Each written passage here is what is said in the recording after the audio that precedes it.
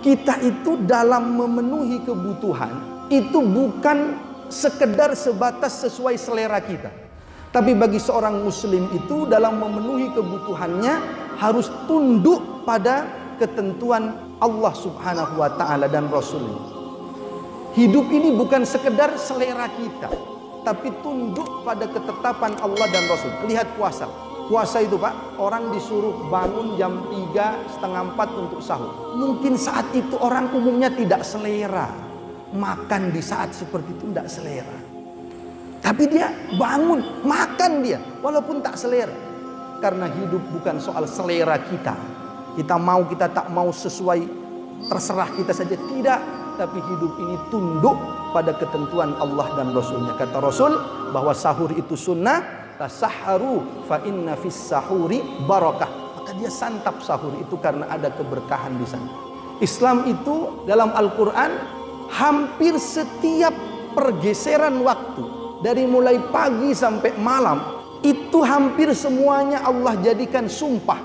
Di antara hikmahnya, kalau sampai dijadikan sumpah itu berarti ada sesuatu hal yang perlu diperhatikan, perlu diteliti. Dan di antara hikmahnya agar kita menjaga waktu-waktu disiplin.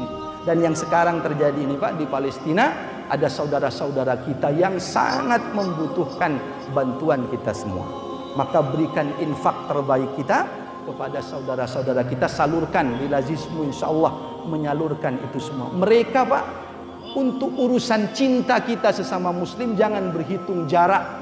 Bukan jarak yang menjadi perhitungan kita. Mereka adalah saudara kita yang sama syahadatnya dengan kita. Hanya berbeda nasib kemerdekaannya.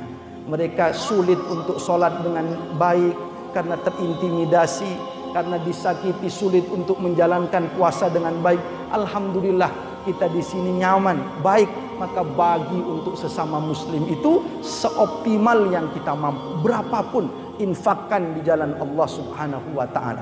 Jangan lupa panjatkan doa-doa terbaik kita untuk saudara-saudara kita di sana. Karena harta yang akan kita bawa sesungguhnya adalah harta yang kita infak dan sedekahkan. Kalau bapak-bapak menabung di bank syariah atau yang lainnya, menabung atau menyimpan sesuatu, kalau kita lihat rekening kita bertambah atau mungkin aset kita bertambah, kita senang.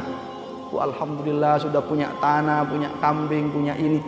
Aset rekening kita bertambah.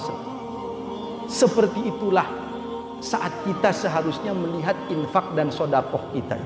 Saat berinfak itu, ya Allah, sudah ada yang mau saya bawa untuk bertemu dengan Allah Subhanahu wa ta'ala. Lebih bahkan bahagianya dibanding bahagia melihat saldo rekening, melihat aset kita. Kenapa? Karena aset saldo rekening itu kalau kita mati jam ini selesai.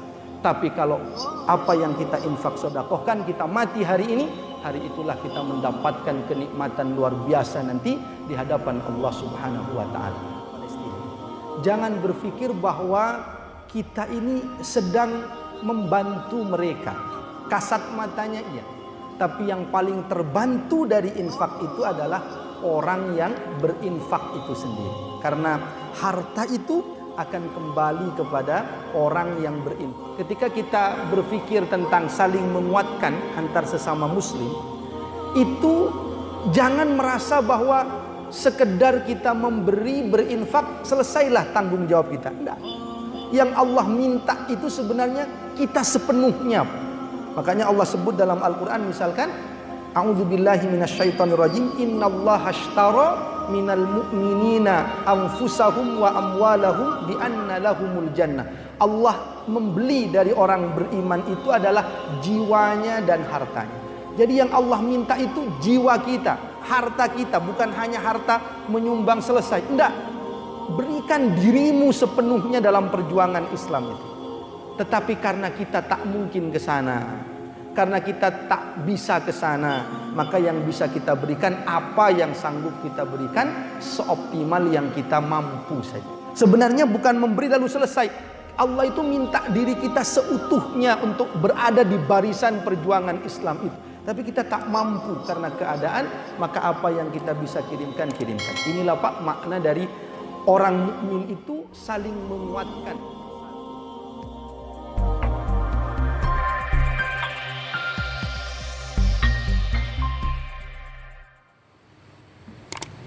Assalamualaikum warahmatullahi wabarakatuh.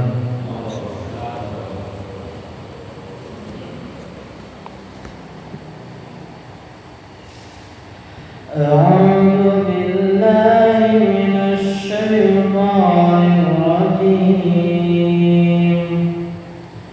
Bismillahirrahmanirrahim.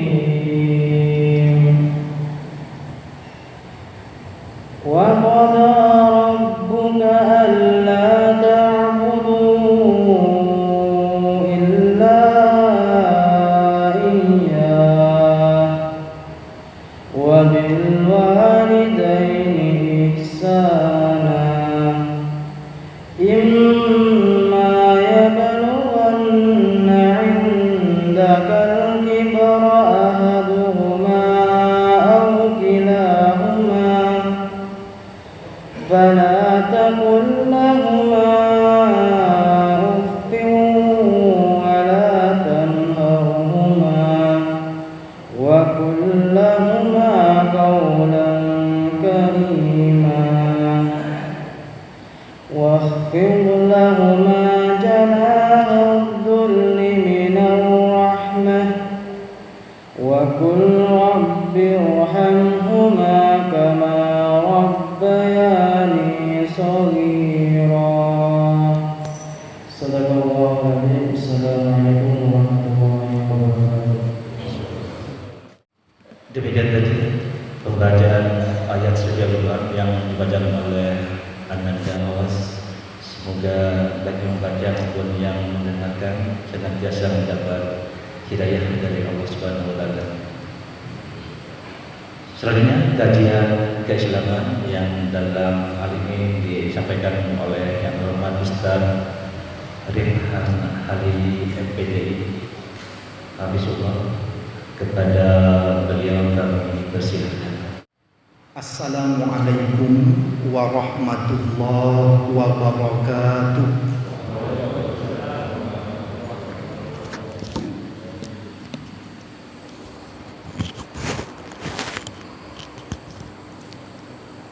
Alhamdulillah wassalatu wassalamu ala Rasulillah Nabiyyina Muhammad ibn Abdillah wa ala alihi wa sahbihi wa mawalah.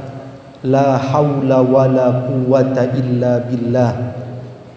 Ashhadu an la ilaha illallah wa ashhadu anna Muhammadar Rasulullah.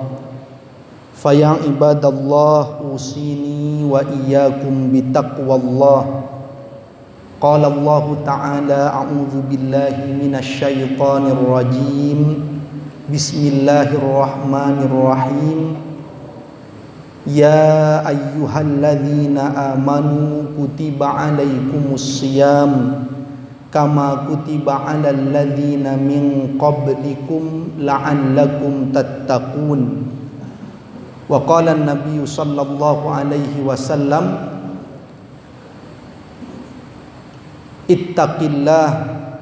ittaqillaha haitsuma kunta wa atbi'is sayyi'atal hasanata tamhuha wa khaliqin nas bi khuluqin hasanin. Amma ba'd. Para alim, para ulama, para ustadz, pimpinan daerah Muhammadiyah Sumeneb, ketua dan pengurus yang lainnya yang sangat saya hormati, begitu pula ketua dan pengurus pimpinan cabang Muhammadiyah, pimpinan ranting Muhammadiyah, yang semoga semuanya senantiasa dalam keberkahan, rahmat dan ridha Allah Subhanahu wa taala.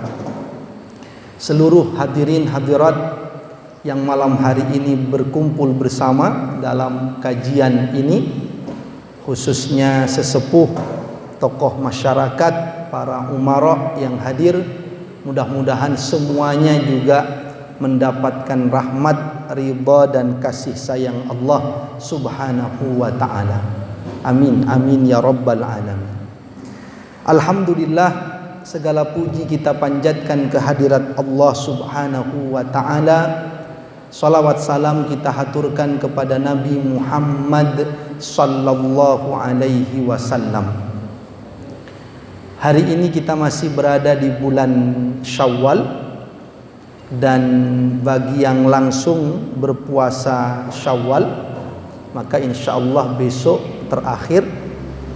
Mudah-mudahan amal ibadah yang dilakukan diterima oleh Allah Subhanahu wa taala.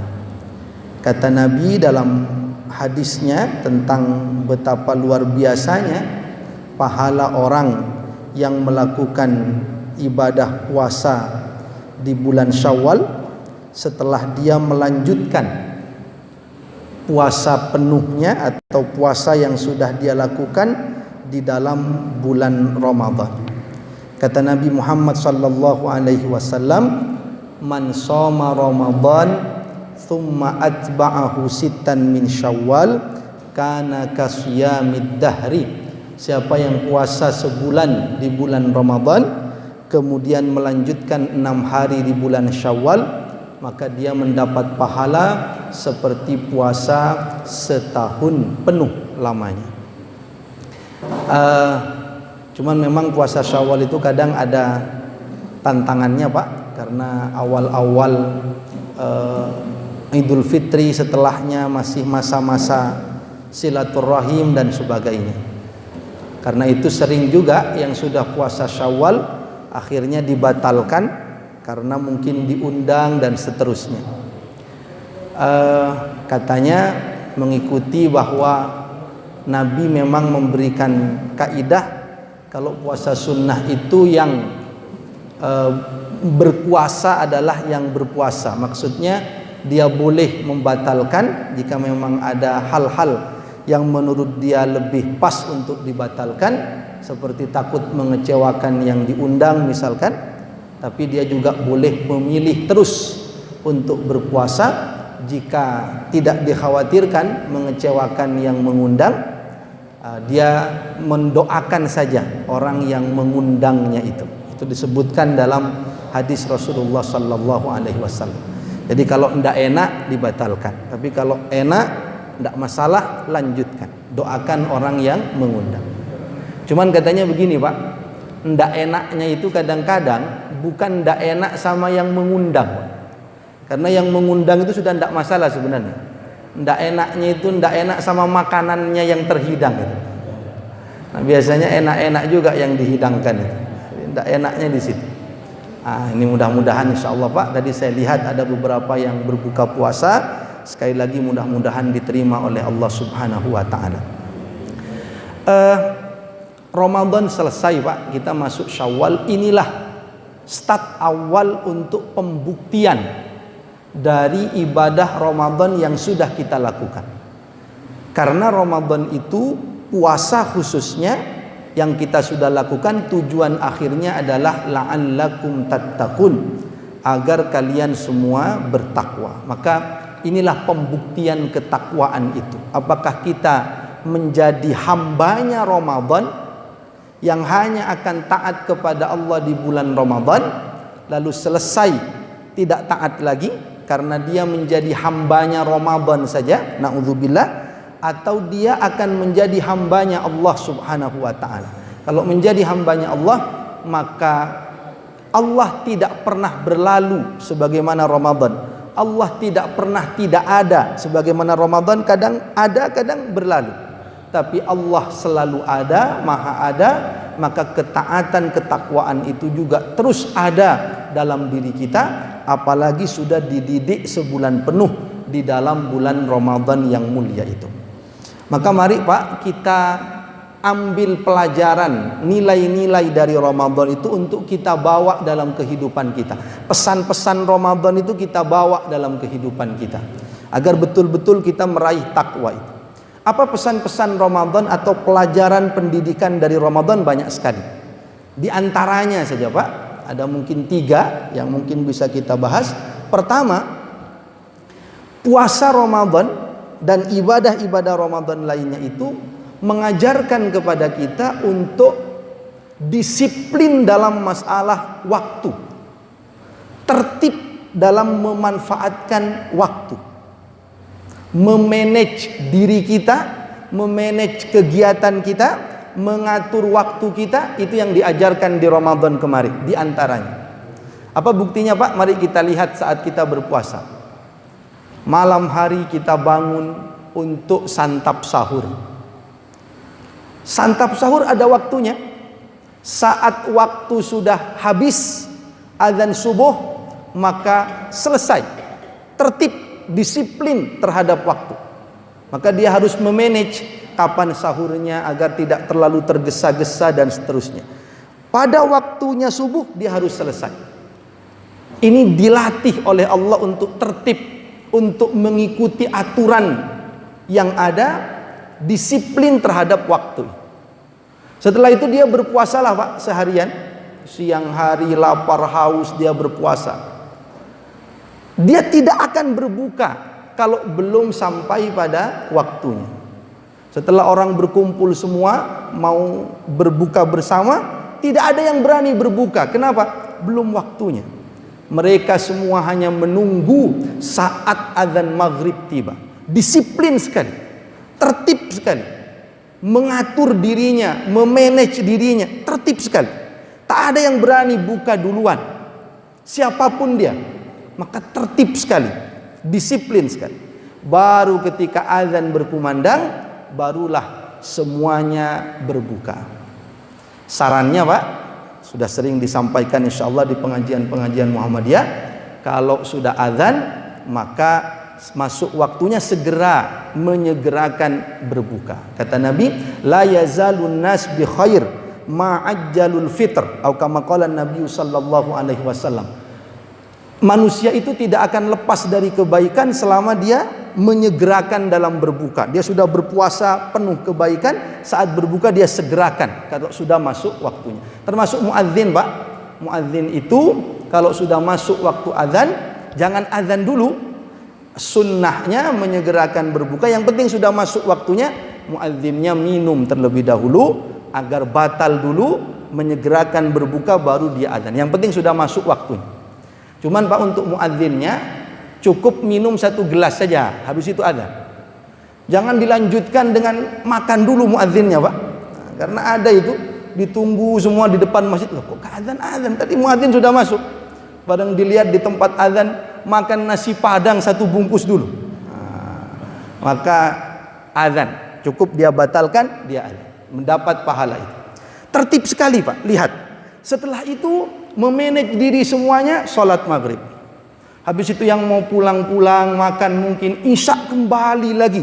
Semuanya bisa memanage diri, mengatur waktu. Tarawih bersama, duduk bersama, sholat bersama. Habis itu dia istirahat. Pada waktunya dia harus bangun lagi untuk bersantap sahur. Allah latih kita untuk memanage diri kita, memanage waktu kita, tertib, disiplin pada waktu sebulan penuh. Dan disiplinnya itu detail sekali. Tak ada yang berani melampaui batas subuh saat sahur, walaupun hanya 1 menit 2 menit. Kan ini hanya 1 menit 2 menit. Oh enggak, tertib sekali, rigid sekali. Tidak ada yang berani mendahului berbuka walaupun dia masih kurang 5 menit. Tertib sekali. Karena dia sedang dilatih oleh Allah untuk memanage dirinya, mengatur dirinya dengan sebaik-baiknya. Maka ini Pak, hikmah Ramadan. Nanti keluar dari Ramadan jadi hamba Allah, umat Islam yang lebih teratur, yang lebih disiplin. Dan inilah yang diajarkan di bulan Ramadan itu oleh Allah Subhanahu wa ta'ala. Jadi kalau kita bawa ke organisasi sama Pak, tertib organisasi, disiplin organisasi, manajemen organisasi itu di Muhammadiyah misalkan, ikut aturan mainnya. Karena itulah yang diinginkan dalam Islam, itulah yang diinginkan oleh Allah, untuk betul-betul tertib, rapi, sesuai dengan yang Allah kehendaki kepada kita semua. Bukankah soft itu Allah suka, Allah senang yang rapi, tidak yang kacau, yang tidak rapi. Allah suka yang seperti itu. Bahkan Pak, kalau kita ambil sedikit lebih luas tentang masalah waktu, misalkan disiplin, ada yang menarik dalam Islam itu.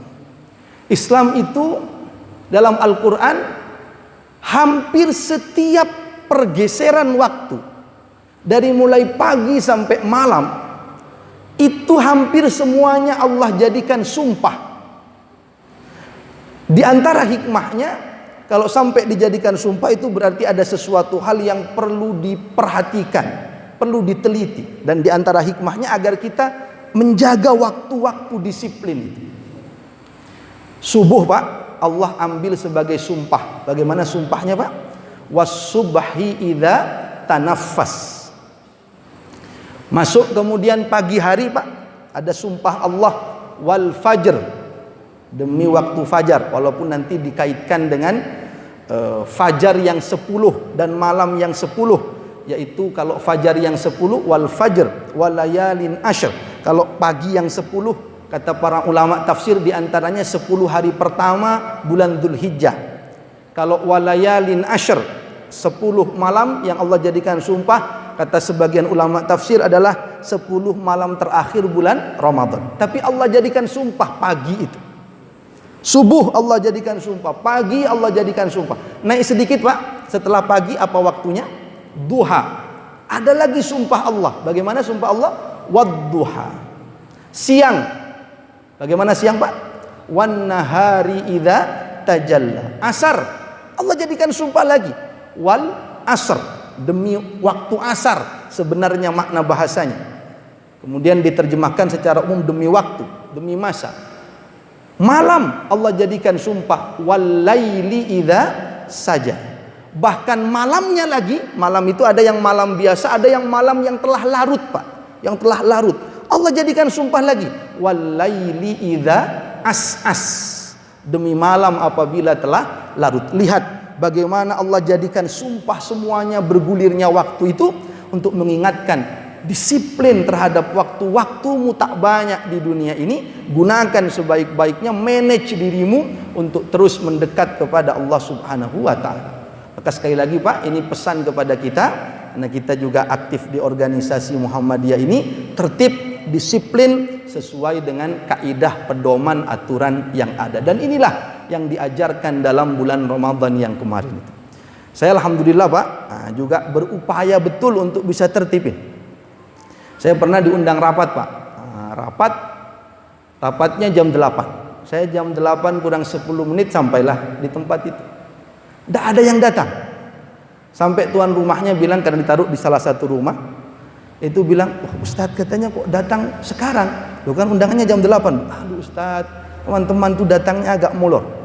Ada yang datang jam 10, ada setengah 11 baru datang. Besoknya lagi tetap saya datang jam 8 kurang 10. Karena undangannya jam 8 kurang 10. Akhirnya apa yang terjadi Pak? Undangannya diubah. Jadi undangannya itu jam 10.00 saja. Tapi ada yang unik. Saya datang jam 10. Ternyata undangannya itu beda Pak. Khusus saya jam 10. Yang lainnya tetap jam 8. Karena kalau ditaruh jam 10 Ustaz, datang jam 1 nanti malah teman-teman itu.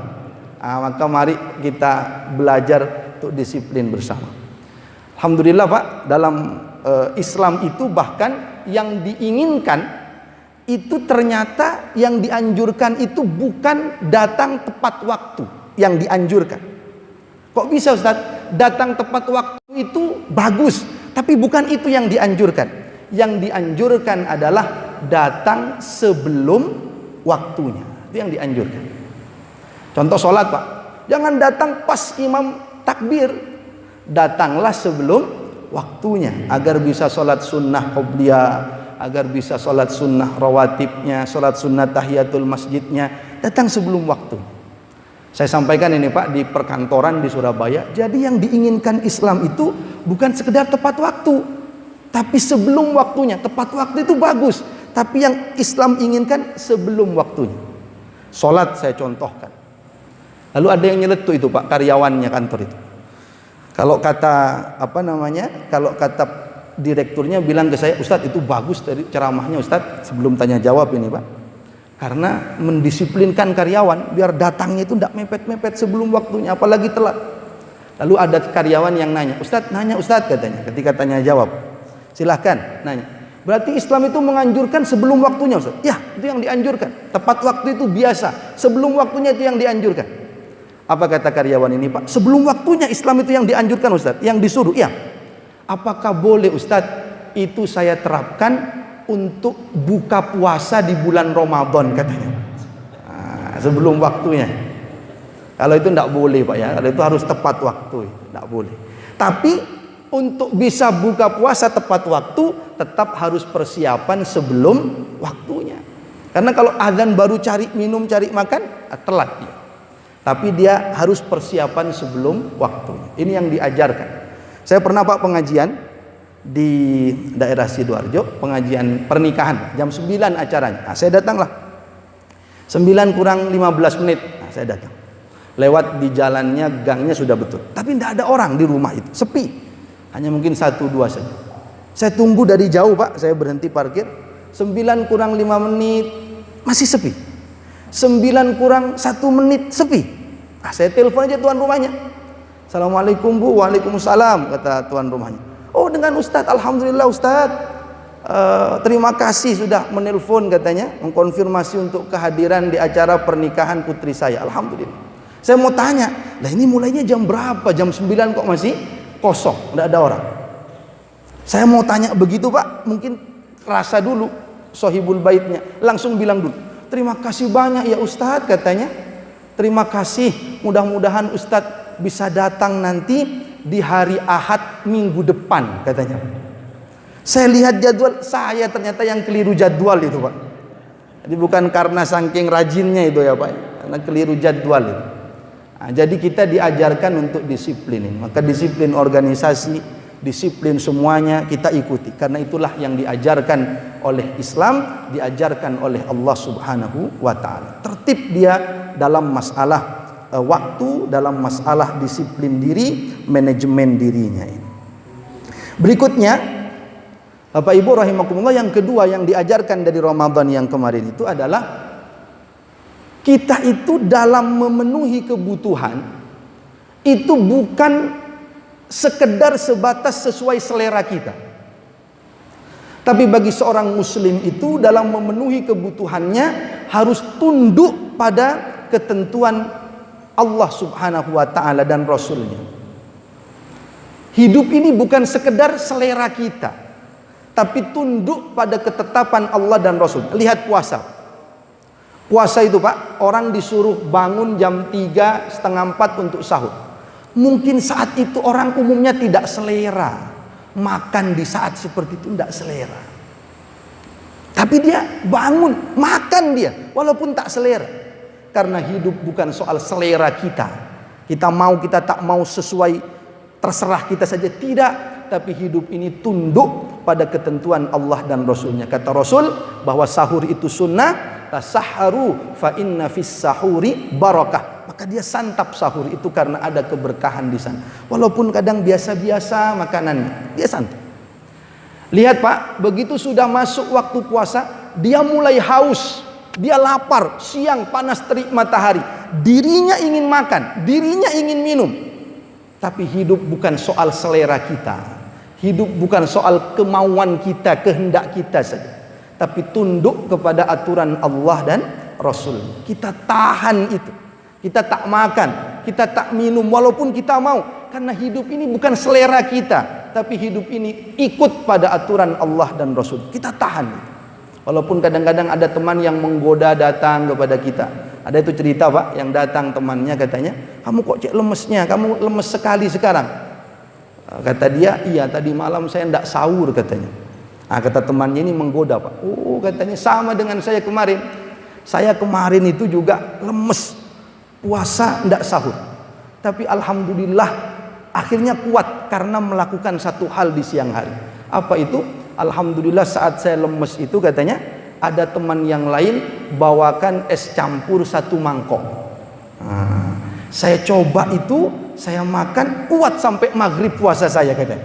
Alhamdulillah. Nah, jadi digoda kadang-kadang Pak. Tapi kita tunduk pada aturan Allah Subhanahu wa taala. Apapun resikonya, selama kita masih mampu, kita akan tunduk pada aturan Allah Subhanahu wa taala. Mungkin kalau sakit ada aturan Allah lainnya.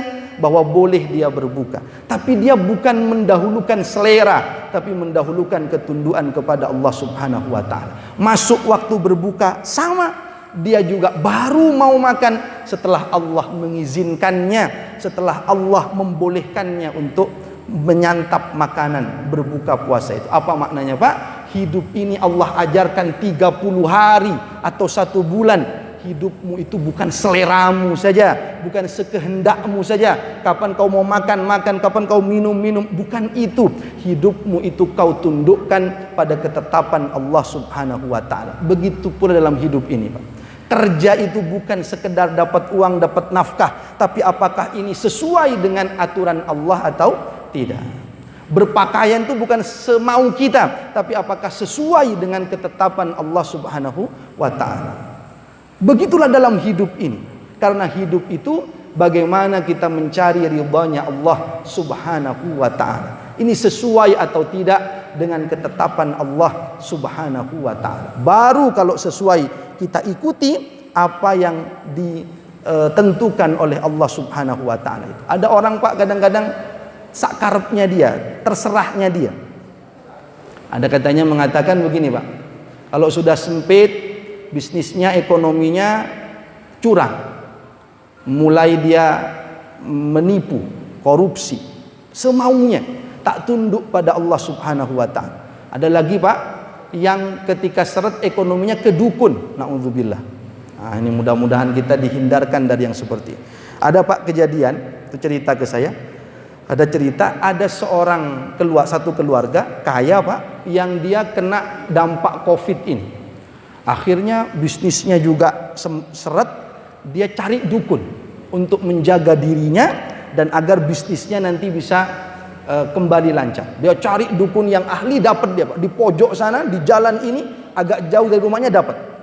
Masuklah dia ke dukun itu, di mantra-mantra, di jampi-jampi untuk menjaga dirinya dan keluarganya dari wabah dan untuk lancar bisnisnya, usahanya. Semau-maunya dia saja, tak tunduk pada aturan Allah. Begitu keluar dari rumah dukun itu, Pak, jalan dia di gang, di stop sama Pak RT-nya di situ. Loh, ibu bapak dari mana, katanya? Kok orang baru masuk lingkungan ini? Kata dia, saya, Pak, cari dukun dari dukun yang di pojok sana itu. Saya pengen dilindungi dan agar bisnis saya kembali lancar. Apa kata Pak RT-nya, Pak? Loh, ibu dari dukun yang di pojok itu, mbah dukun yang di pojok itu? Iya. Agar terjaga dari COVID, agar bisnis lancar? Iya. Apa kata Pak RT? Loh, Bu, katanya, dukun yang di pojok itu sekarang sedang isolasi mandiri karena COVID, Bu, katanya. Apa kata ibu? Wah, habis saya, Pak, disembur bolak-balik tadi, katanya, sama dukunnya itu. Jadi habislah dia. Maka sekali lagi, Pak, hidup ini bukan selera kita, tapi bagaimana ketundukan kita kepada Allah Subhanahu wa ta'ala. Ini yang diajarkan melalui ibadah puasa Ramadan yang sudah kita jalani bersama ini. Yang ketiga, Pak, dan ini yang kita ingin ingatkan kepada kita semua, puasa itu mengajarkan kepedulian kepada sesama kita. Lihat, Pak, bagaimana puasa itu. Puasa itu ibadah yang langsung mengajak orang lapar dan haus. Lapar dan haus. Kerasa dia. Andailah tidak ada ibadah puasa yang wajib, mungkin orang kaya tak pernah akan merasa lapar dan haus itu. Maka puasa memaksa, dalam tanda kutip, rasakan bagaimana rasanya orang yang kekurangan itu. Kalau dia tidak mampu, lihat menariknya, Pak, tidak mampu dia puasa karena uzur yang syar'i. Mungkin musafir, mungkin sakit, mungkin sudah lanjut usia. Yang musafir dan sakit dulu, apakah Allah biarkan dia tidak merasakan laparnya orang yang kesusahan? Enggak. Ternyata kata Allah, kalau kau tak bisa puasa di bulan Ramadan, tak bisa ikut merasakan lapar dan haus orang lain yang kesusahan, maka ganti di luar bulan Ramadan. Rasakan laparnya itu di luar Ramadan. Fa'iddatum min ayyamin ukhra. Ternyata di luar Ramadan juga tidak mampu, Pak. Tidak bisa karena sakit, karena musafir. Tidak mampu. Apa kata Allah? Allah tidak lepaskan.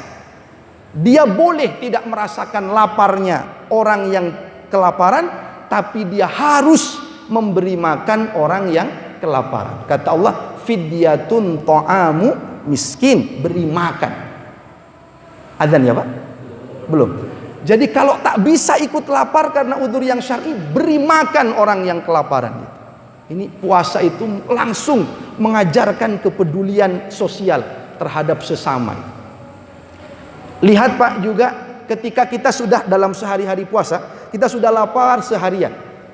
Lalu saat kita berbuka, saat kita sudah nyaman kembali merasakan dahaga kita sudah hilang, ternyata ada anjuran agar juga berbagi buka puasa dengan orang lain. Kata Nabi, man fattara sha'iman kana lahu mithlu ajrihi ghaira annahu la yanqusu min ajri shaimi syai'an.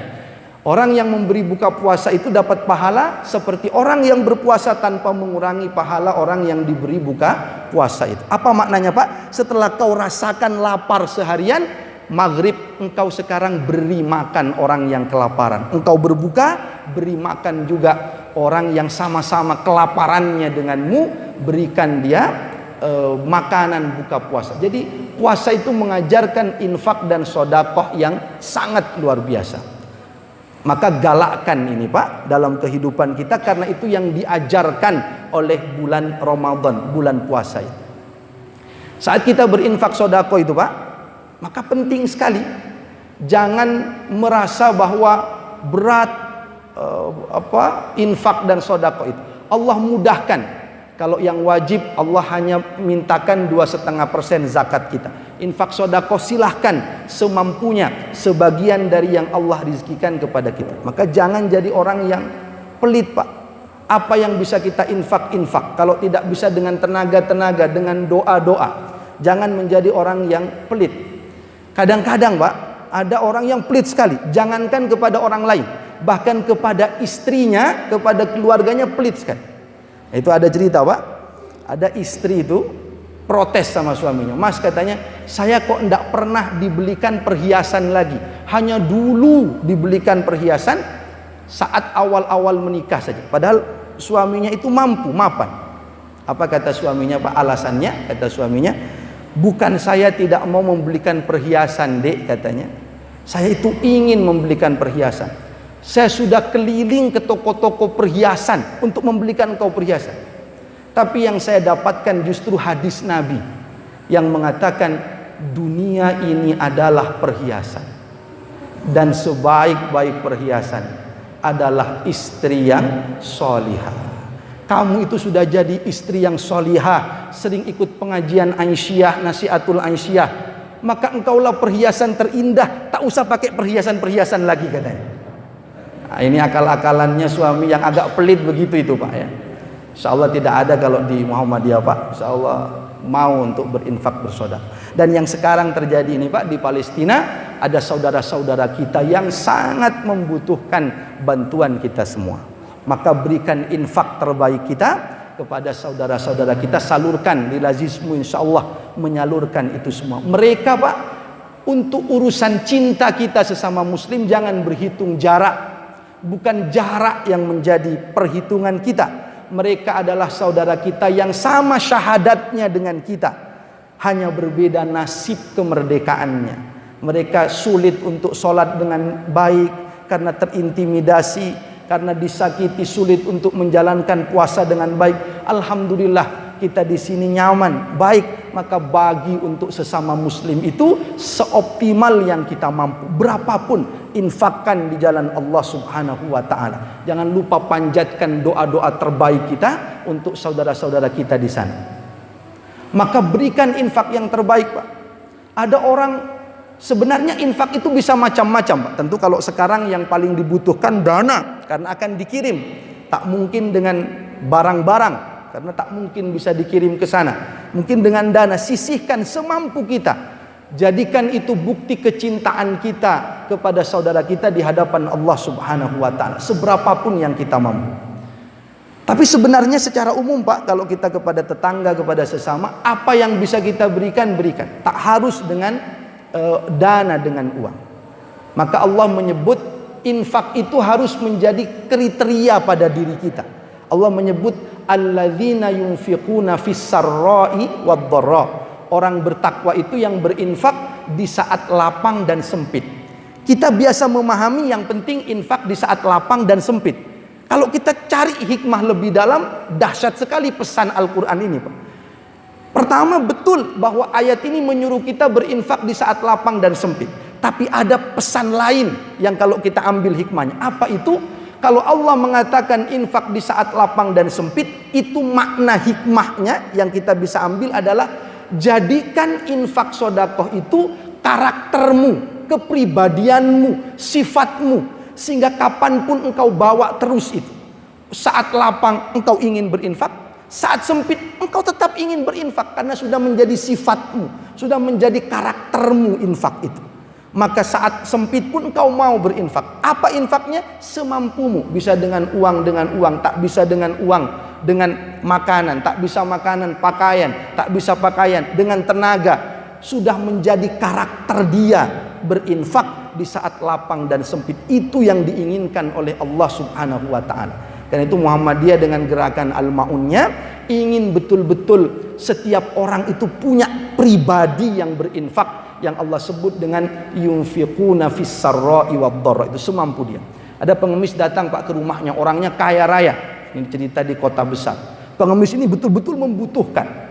Minta kepada orang kaya ini, Pak, katanya saya butuh uang, Pak. Kata dia, saya tidak punya uang. Uang kecil saya tidak ada. Kalau begitu makanan, Pak, saya tidak ada makanan. Kalau begitu pakaian, Pak, saya tidak ada pakaian. Kalau begitu air minum saja, Pak, saya haus, saya tidak ada minuman. Apa kata pengemis ini, Pak? Ini sangat butuh pengemis ini. Bapak tidak punya semuanya. Iya. Kalau begitu Bapak ikut saja, saya saja ngemis sama-sama, katanya. Sama-sama tidak punyanya ini. Jadi jangan pelit, Pak. Kita berikan. Karena harta yang akan kita bawa sesungguhnya adalah harta yang kita infak dan sodakokan. Kalau bapak-bapak menabung di bank syariah atau yang lainnya, menabung atau menyimpan sesuatu, kalau kita lihat rekening kita bertambah atau mungkin aset kita bertambah, kita senang. Alhamdulillah sudah punya tanah, punya kambing, punya ini, aset rekening kita bertambah, senang. Seperti itulah saat kita seharusnya melihat infak dan sodakoh kita. Saat berinfak itu, ya Allah, sudah ada yang mau saya bawa untuk bertemu dengan Allah Subhanahu wa ta'ala. Lebih bahkan bahagianya dibanding bahagia melihat saldo rekening, melihat aset kita. Kenapa? Karena aset saldo rekening itu kalau kita mati jam ini selesai. Tapi kalau apa yang kita infak sodakohkan, kita mati hari ini, hari itulah kita mendapatkan kenikmatan luar biasa nanti di hadapan Allah Subhanahu wa ta'ala.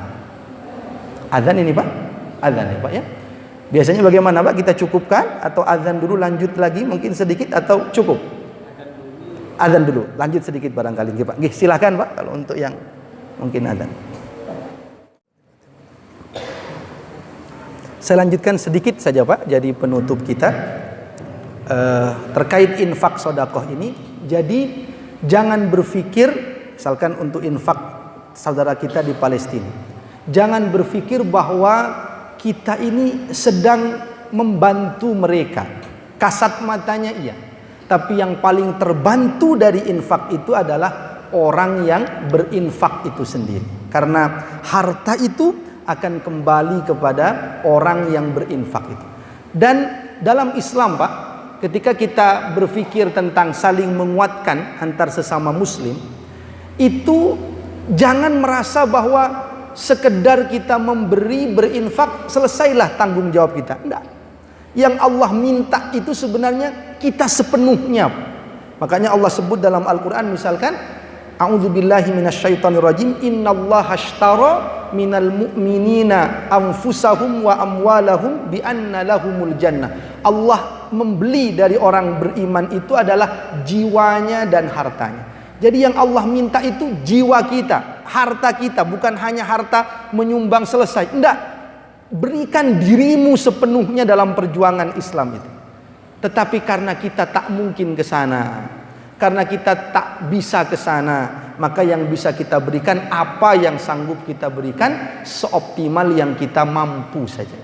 Sebenarnya bukan memberi lalu selesai. Allah itu minta diri kita seutuhnya untuk berada di barisan perjuangan Islam itu. Tapi kita tak mampu karena keadaan, maka apa yang kita bisa kirimkan, kirimkan. Inilah, Pak, makna dari orang mukmin itu saling menguatkan satu dengan yang lainnya. Saya teringat Pak, mungkin jadi penutup kita, maka orang muslim itu, orang mukmin itu mungkin profesinya berbeda-beda, tapi harus saling menguatkan untuk perjuangan keislaman dengan profesi masing-masing, dengan segenap kemampuan masing-masing. Saya tugas berceramah mengisi Pak. Suatu ketika, saya ini agak rutin Pak, kalau Ramadan serak suara. Sebelum-sebelumnya sudah coba obat bermacam-macam, ke dokter tak bisa pulih. Maka biasanya pertengahan Ramadan sampai akhir sudah tidak bisa ngimami, ceramah pun sudah singkat-singkat. Ada dokter Pak Muslim bagus sekali, punya rumah sakit di daerah Gresik. Datang ke saya ngisi pengajian di tempatnya. Kata beliau, Ustadz, saya kasih resep yang terbaik Ustadz, biar Ustadz segera bisa ceramah, bisa ngimami atas izin Allah tentu. Diberi resep yang terbaik Pak. Diberi. Alhamdulillah atas takdir Allah, izin Allah. 2 hari saya konsumsi obatnya. Ini orangnya bagus sekali Pak, orangnya Islam, orangnya sangat semangat dalam agama. Alhamdulillah Allah berkehendak untuk menyembuhkan. Ngimamilah, ceramahlah. Maka setiap ucapan saya yang saya sampaikan, kalau ada kebaikan, maka beliau dokter itu pun dapat kebaikannya, karena dia yang memberikan obat. Saya berpikir, ini kok cespelang sekali obatnya. Satu, tentu ini takdir Allah, karunia Allah. Itu bagus sekali. Yang kedua, resepnya luar biasa. Orangnya juga baik, Islam. Yang ketiga Pak, saya mikir-mikir kok cespelang sekali. Mungkin karena obatnya itu gratis Pak, tidak pakai bayar itu. Jadi cepat sembuhnya itu. Karena ada katanya orang sudah mau sembuh, lihat tagihan rumah sakit, sakit lagi, pusing lagi ada. Jadi luar biasa. Saya itu biasa Pak, kalau Ramadan itu sudah mulai serak di pertengahan itu. Tapi menarik, tahun lalu Pak, bukan tahun ini, tahun lalu alhamdulillah tidak ada serak di Ramadan tahun lalu, tahun sebelumnya, bukan Ramadan ini. Saya itu heran, pertengahan Ramadan nyaman, akhir Ramadan saya buat ngaji nyaman. Kok nyaman ini, tidak ada serak? Saya baru ingat Pak, kalau ternyata Ramadan tahun lalu itu tidak ada ceramah sama sekali karena lockdown masjid-masjid itu. Jadi ya pantas awet suara itu Pak. Maka mudah-mudahan kita saling menguatkan, profesi apapun, bidang apapun. Allah minta diri kita sebenarnya untuk hadir dalam perjuangan Islam itu bukan berarti memberikan harta, ya sudahlah, enggak, kita yang diminta dalam barisan itu. Tapi kita tak mampu untuk ke sana, maka kita bisa berikan apa yang kita mampu dari infak dan sodakoh kita. Mudah-mudahan infak dan sodakoh kita nanti yang kita lewatkan lazismu insyaallah diterima oleh Allah Subhanahu wa ta'ala. Saya akhiri Pak, mudah-mudahan bermanfaat dan insyaallah terus menjaga ukhuwah Islamiyah, silaturahim di antara kita. Kita tutup dengan hamdalah dan doa kafaratul majlis. Alhamdulillahirabbil alamin. Subhanakallahumma wa bihamdika asyhadu an la ilaha illa anta astaghfiruka wa atubu ilaik. Kurang lebihnya mohon maaf. Assalamualaikum warahmatullahi wabarakatuh.